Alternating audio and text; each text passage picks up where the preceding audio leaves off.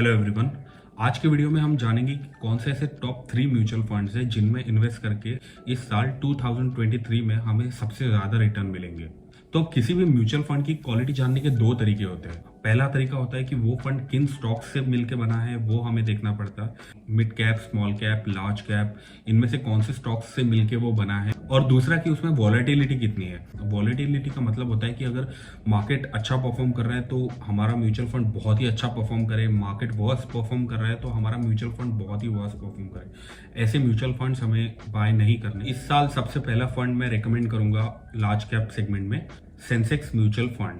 और इस साल निफ्टी रेकमेंड ना करने का मेरा मेन पर्पज यही है कि इस साल थोड़ा ज़्यादा अग्रेसिव होकर हमें जो टॉप 30 कंपनीज है सिर्फ उन्हीं में फोकस करना है, ना कि टॉप 50। और इस फंड को सिलेक्ट करने का मेन रीज़न ये भी है कि इस साल मार्केट में करेक्शन दिखाई देगा और करेक्शन के टाइम पे अगर इस फंड में आप SIP शुरू करते हो तो by the end of the year और लॉन्ग टर्म में आपको इसमें काफी अच्छा प्रॉफिट दिखाई देगा। काफी सारे सेंसेक्स म्यूचुअल फंड फिलहाल मार्केट में अवेलेबल है, मैं नीचे लिंक दे देता हूँ, वहां पे जाके आप चेक कर सकते हो। अब दूसरा जो मैं सजेस्ट करने वाला हूँ वो एक म्यूचुअल फंड नहीं है, एक ETF है, लेकिन वो एक म्यूचुअल फंड की तरह ही वर्क करता है, जो है मिराई AMC का मिराई फैंग। ये म्यूचुअल फंड नहीं है, लेकिन ये ETF है जो म्यूचुअल फंड के ऊपर बेस्ड है। ये ETF US की टॉप टेक्नोलॉजी स्टॉक्स से मिलकर बना है, जैसे कि Amazon, नेटफ्लिक्स, गूगल, एप्पल। और जैसे कि आप जानते हैं कि US में रिसेशन चल रहा है और रिसेशन के टाइम पे इन सब स्टॉक्स की वैल्यू काफी डाउन आ गई है। वो बड़े बड़े कंपनीज के स्टॉक्स आपको डिस्काउंट रेट पे मिल रहे हैं। जैसे ही US का मार्केट रिकवर करना शुरू होगा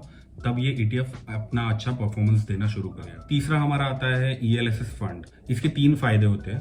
पहला कि ATC के अंडर हमें 1.5 लाख तक का टैक्स बेनिफिट मिलता है। दूसरा कि रिटर्न ऑन इन्वेस्टमेंट आती है।